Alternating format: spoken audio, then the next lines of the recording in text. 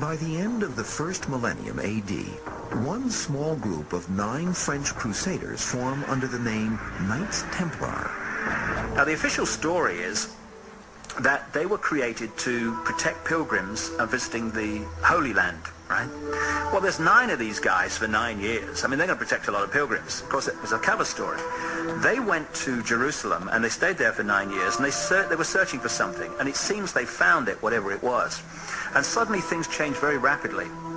This small little 9-man organization started to massively expand. It became one of the most, if not the most influential organizations in Europe. To join the Templars, you had to give them all your wealth and land, and they were signing up the noble families of Europe. They became massively wealthy, massively quickly. The Knights Templar were holy at the same time they were engaged in warfare. And because of these 2 attributes, they needed money. They needed money to pay for their warfare. And they had a real ability to raise money because they could call on people's piety to pay for their expenses. They were the people that built the fantastic structures like the pyramids and stuff with knowledge that a primitive people would never have been able to do. The reason a lot of the ancient knowledge had to be kept secret was simply because the knowledge they had would have empowered the people. And that is not what the ruling leadership desired.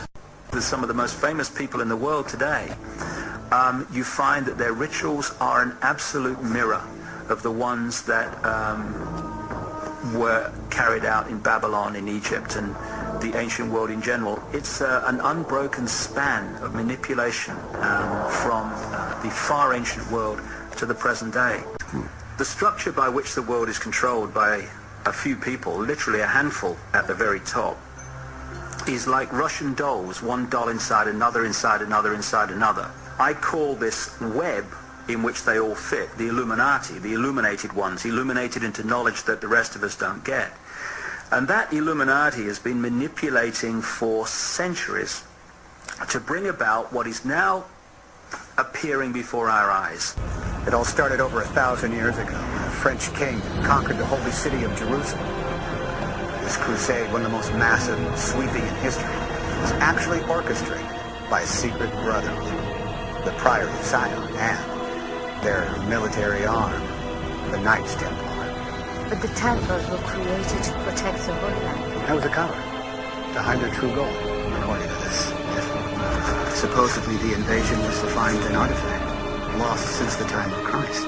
An artifact it was said the church would kill to possess. Did you find it, this buried treasure? Put it this way. One day the Templars simply stopped searching. They quit the Holy Land and traveled directly to Rome. Whether they blackmailed the papacy or the church bought their silence, no one knows, but it is a fact. The papacy declared these priory knights, these Knights Templar, of limitless power. By the 1300s, the Templars had grown too powerful, too threatening. So the Vatican issued secret orders to be opened simultaneously all across Europe. The Pope had declared the Knights Templar Satan worshippers, said God had charged him with cleansing the earth of these heretics. The plan went off like clockwork. The Templars were all but exterminated. The date was October 13th, 1307, a Friday. Friday the 13th. The Pope sent troops to claim the Priory's treasure, but they found nothing. The few surviving knights of the Priory had vanished.